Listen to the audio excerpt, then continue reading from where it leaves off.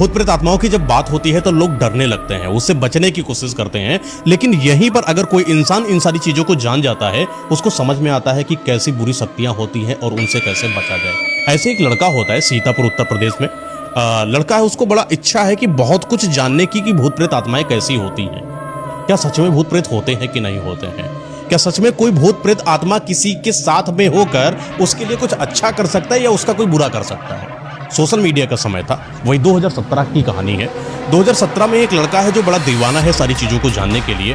Social media में समझ में आता है नहीं आता, जितना उसको आता है वो सर्च करता है और बहुत कुछ ऐसी काली शक्तियों के बारे में जानकारी इकट्ठा करता है और उन पर यकीन करके उन्हीं से जितना भी तंत्र मंत्र साधना होता है सब करना शुरू कर देता है। लेकिन जब भी कभी कोई ऐसी चीज़ होती है जिसके बारे में आपको परिपूर्ण ज्ञान ना हो और आप वो चीज़ करने लगो सिर्फ हंसी मजाक में, या यूं कहें कुछ छोटी मोटी इच्छाओं की पूर्ति के लिए आप किसी ब्रह्मांड की बड़ी काली शक्ति को अपने आसपास बुलाने की कोशिश करते हो, तो आपके साथ क्या होता है। कुछ यही इस लड़के के साथ हुआ था, कुछ ऐसा ही इस परिवार के साथ हुआ था। पूरा परिवार नष्ट होता है। कैसे इस लड़के की दुर्गति होती है, ये पूरी स्टोरी के माध्यम से आज मैं आपको सिखाता हूं कि कैसे क्या होता है और क्या चीज नहीं करना चाहिए। तो चलिए स्टार्ट करते स्टोरी को। ये सीतापुर की स्टोरी है और एक बहुत ही परिपूर्ण और सभ्य परिवार में राकेश नाम का एक लड़का रहता है। राकेश हालांकि अभी जब 10 साल का था तब तक थोड़ा सा खेलने में इसका बड़ा मन लगता था। मम्मी पापा के मना करने के बावजूद भी ये मोहल्ले के लड़कों के साथ खेलने के लिए मैच खेलने बाहर चला जाया करता। छोटा बच्चा कभी गिल्ली डंडा खेल रहा है, कभी मैच खेल रहा है, कभी लोगों के साथ घूम रहा है। तो मम्मी पापा लोग बड़े इसके परेशान रहते थे कि बेटा थोड़ा सा ध्यान दिया करो, बदतमीज हो गए हो क्या। उनको डांटना मतलब होता था, मम्मी पापा का प्रेम उसको कहो या जो डांटा करते थे। तो एक बार की बात है, इससे परिवार के रिश्तेदार आए हुए थे और रिश्तेदारों के बीच में इनके पापा ने इसको डांट दिया। वो डांट इस बच्चे के दिल में घर कर गई। बच्चा हालांकि अभी तक चीज को सीरियस नहीं लेता था, लेकिन आज की वो डांट जो है इस बच्चे को कहीं ना कहीं सीरियस कर गई। क्यों पता नहीं, कुछ ऐसा बोल दिया पिताजी ने सब लोगों के सामने, शायद कंपैरिजन जैसा कुछ कर दिया था कि उस बच्चे ने उस दिन के बाद ज़्यादा हंसना, ज़्यादा खेलना, लोगों से ज़्यादा बातें करना, घुलना मिलना, अपने दोस्तों के साथ आना जाना, इन सारी चीज़ों को लगभग बंद कर रखा था और सारा समय अपने पढ़ाई लिखाई पर ही ध्यान देता था। धीरे धीरे समय बीतता है, 12 साल का होता है, 14 साल का होता है, 15 साल का होता है, 10th क्रॉस करता है, 12th क्रॉस करता है। और जब तक ये 12th क्रॉस करता है तो सीतापुर के ही आसपास छोटे जहाँ पर भी 12th एकेडमी पढ़ाई होती है वहाँ पर ये पढ़ाई कर रहा होता है। तो कुछ अपने जो नॉर्मल से दोस्त होते हैं 7-8, वही दोस्तों का पूरा ग्रुप है जिसमें वो ज़्यादा जाता नहीं। धीरे धीरे समय बीतता है, 12th क्रॉस कंप्लीट होता है। अब ये ग्रेजुएशन करने के लिए एक कॉलेज ज्वाइन करता है। वहीं पर सीतापुर के थोड़ी ही दूर पर एक बेहतरीन कॉलेज है जो कि मतलब ग्रेजुएशन की सुविधा को प्रोवाइड कराता है बच्चों को।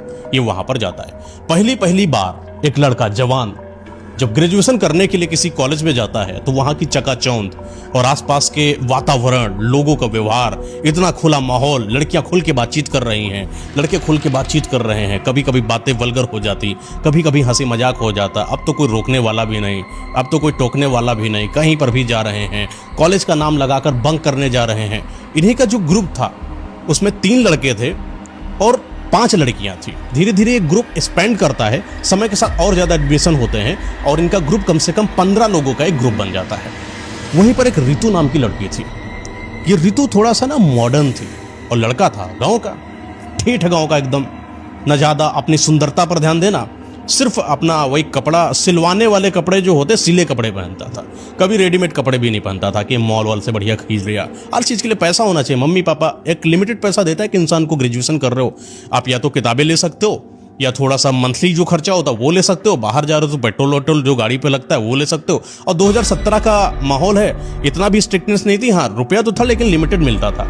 उन लिमिटेड रुपयों में भी वो पार्टी वाला जो जोन होता है वो शायद क्रिएट नहीं हो पाता किसी भी बच्चे का, तो लिमिटेड पार्टी करता था। लेकिन जो ऋतु थी वो एक रिच पर्सनालिटी के बाप की बेटी थी, अच्छा खासा पैसा उसके पास था और मज़ेदार बात ये थी कि i20 गाड़ी से आती थी अपने स्कूल में, कार से आती थी। तो लोगों की कहीं ना कहीं वो कार से लड़की जब उतरती थी और फिर खूबसूरत मॉडर्न जवानी वाला सीन था, बढ़िया कपड़े, छोटे कपड़े पहनकर आती, तो ये जो राकेश था ऋतु को देखकर मन ही मन सोचता कि काश मेरी गर्लफ्रेंड होती।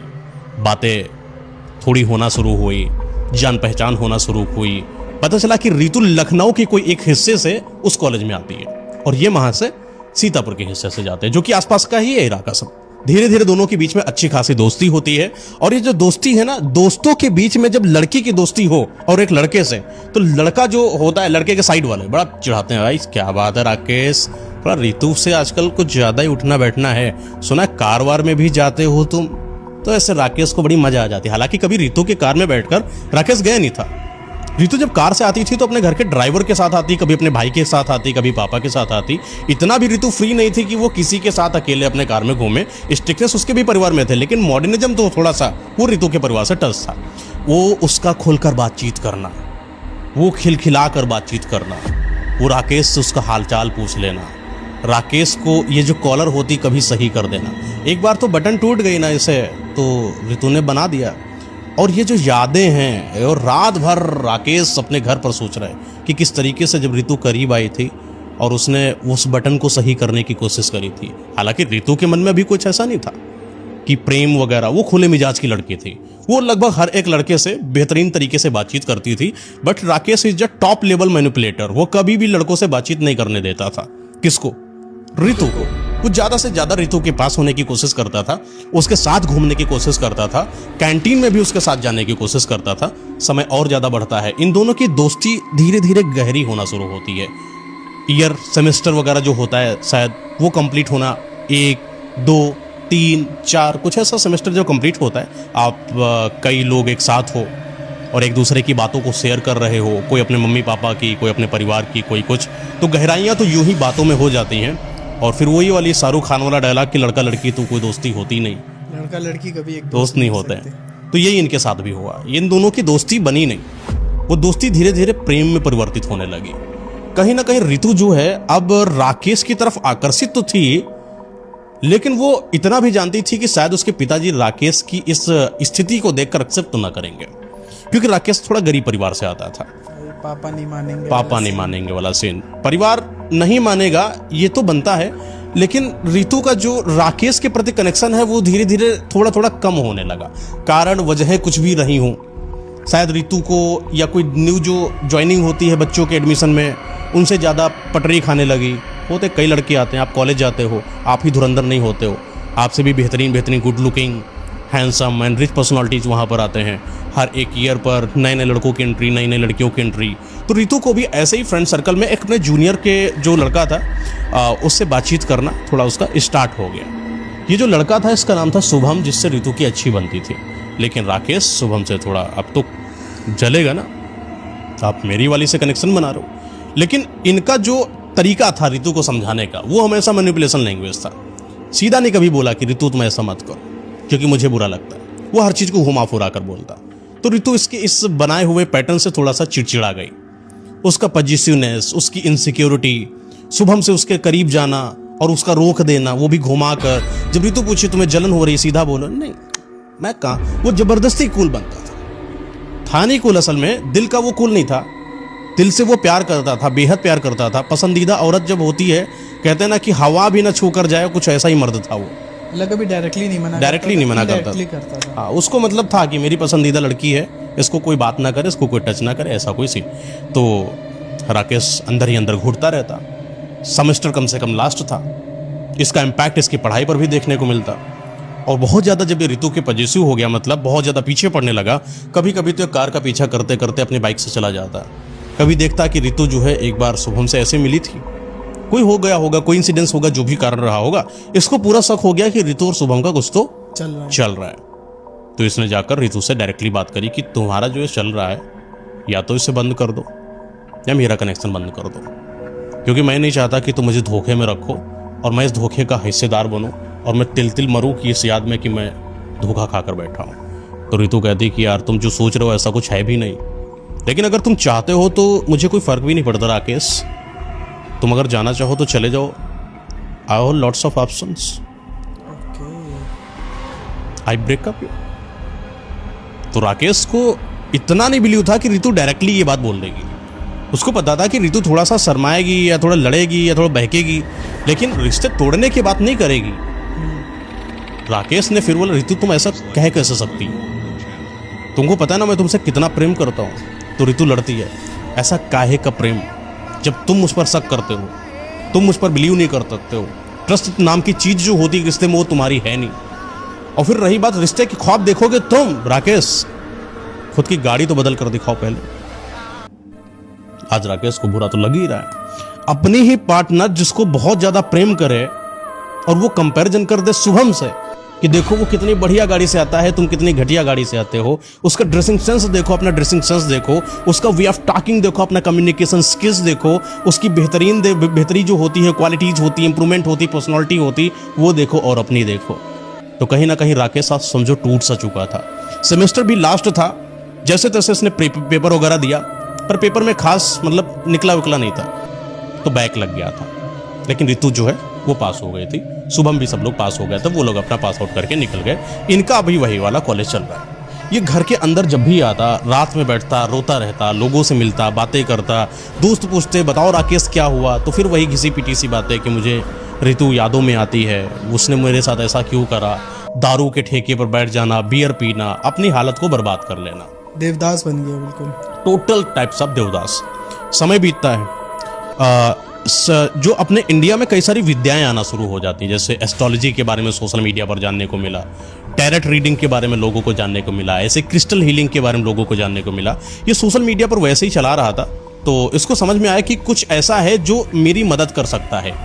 इसको एक बार हिंट देखिए, क्योंकि कोई लड़की है जो आकर वीडियोज में बता रही है कि अगर तुम्हारा प्रेम जो है वो तुम्हें छोड़कर चला गया है, मैं उसे वापस ला सकती हूँ। बहुत सारी वीडियो देखता है कि किस तरीके से अपने खोए हुए प्यार को वापस किया जाए। लगभग ऐसी कोई यूट्यूब की वीडियो नहीं थी इसके मुताबिक जिसने उसने देख ना डाला हो। सब में वही तरीके थे कि थोड़ा सा वेट करो, इंतजार करो, अगर प्रेम होगा तो वापस आएगी, प्रेम होगा तो जाएगी नहीं, तुम्हारा आदमी तुम्हारा है तो फिर आएगा। बहुत सारी ऐसी वीडियो देख डाली। अब धीरे धीरे जब इसने बहुत सारी वीडियो देख डाली थी, तो इसका जो एक अंदर की थिंकिंग थी कि ये सब वीडियो जो होती हैं सिर्फ बेवकूफ़ बनाने वाली हैं, ऐसा कुछ भी नहीं है कि स्वतः कोई इंसान मेरे पास आएगा। एक एंगल ये भी था, या दूसरा एंगल ये भी इसको समझ में आ रहा था कि शायद शुभम ने बहुत अच्छे से उसको मैनिपुलेट कर दिया है और इसीलिए अब जो है ऋतु मेरे पास नहीं आ रही है। कई बार तो इसका मन करता कि मैं अपने गाड़ी से जाऊं और उसको ऋतु को मार दूं। इसने तेजाब की बोतल खरीदी थी, मन करता था कि ऋतु शायद अपनी खूबसूरती की वजह से जो चहक कर गई है, मैं जीवन भर के लिए इसकी खूबसूरती को ही ख़त्म कर दूंगा। लेकिन फिर जब ये घर आता तो सोचता कि यार नहीं, किसी इंसान ने मेरे साथ गलत किया है, मैं किसी का गलत नहीं कर सकता। पहली बात, प्रेम बहुत करता था। जब भी कोई खरोच मारने की या मारने की बात आती तो ये पीछे हट जाता, लेकिन करने की पूरी इच्छा थी। कुल मिला के इनको शिद्दत वाली मोहब्बत थी। तो एक बार ऐसे ही कोई लोहार था, लोहार आपको याद होगा जो ट्रक की नाली से बंदूक बना देता है। हाँ, सीतापुर में होता है आजकल। तो वहां से इसने एक बंदूक बना ली थी, बोला कि शुभम को मार देंगे और ऋतु को भी मार देंगे। अब जो मेरी ना हुई वो किसी की ना हुई। उसका डायलॉग बहुत मतलब फुल वो क्या होता है, सिनेमैटिक वाला सीन, ये अपना ना मिला तो मार देंगे।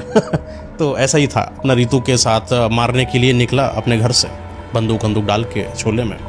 तो रास्ते में ऋतु मिली और ऋतु से जैसे ही मिला, पता नहीं क्या इसके अंदर का वो जो दिल था वो बिल्कुल पिघल गया, पीछे पीछे पड़ गया। तुम मुझसे बात क्यों नहीं करते, तुम मेरे पास रहो, क्या ऐसी दिक्कत है, मैं सुधर जाऊंगा। रिक्वेस्ट करता है, गिड़गिड़ाता है, भीख मांगता है प्यार की, लेकिन ऋतु ठहरी, मैं तुमसे बात नहीं करती। जिसे मैंने एक बार छोड़ा उसको दोबारा मुंह न लगाया, थूका हुआ कभी चाटा नहीं, ऐसा एटीट्यूड ऋतु का।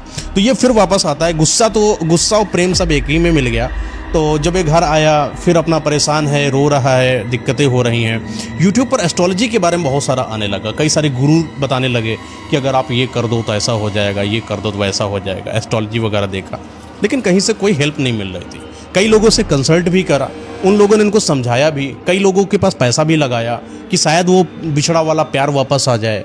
लगाने के बावजूद भी वो प्यार कभी वापस नहीं आया। समय और ज़्यादा गुजरता है। एक बार की बात है, ये अपने घर से गाड़ी पर से निकला हुआ था और सोचा था कि अब शायद मैं भूलने की कोशिश करूंगा। अब मुझे नहीं चाहिए ऋतु भी, अब मुझे अपने करियर पर ध्यान देना है। मेरे माँ बाप बूढ़े हो रहे हैं और साथ में मेरी बहन है, वो भी जवान हो रही, उसकी भी शादी करना है। और शादी करने के लिए कुछ तो कमाना पड़ेगा, क्योंकि पापा लोगों के टुकड़ों पर पलना अब तक तो पल लिए। अब अच्छा नहीं लग रहा है कि हर एक दिन की वही पारिवारिक कलह कलेश, लड़ाई झगड़ा, पैसा नहीं होता है तो लड़के की ज़िंदगी वैसे बर्बाद होती है। राकेश की कुछ यूं ही बर्बाद हो चुकी थी। एक तो जब आप गरीब होते हो तो आपकी इच्छाओं की जो दम घुटता है वो बड़ा कलह कलेश देता है परिवार के अंदर। ऐसा ही राकेश के साथ था।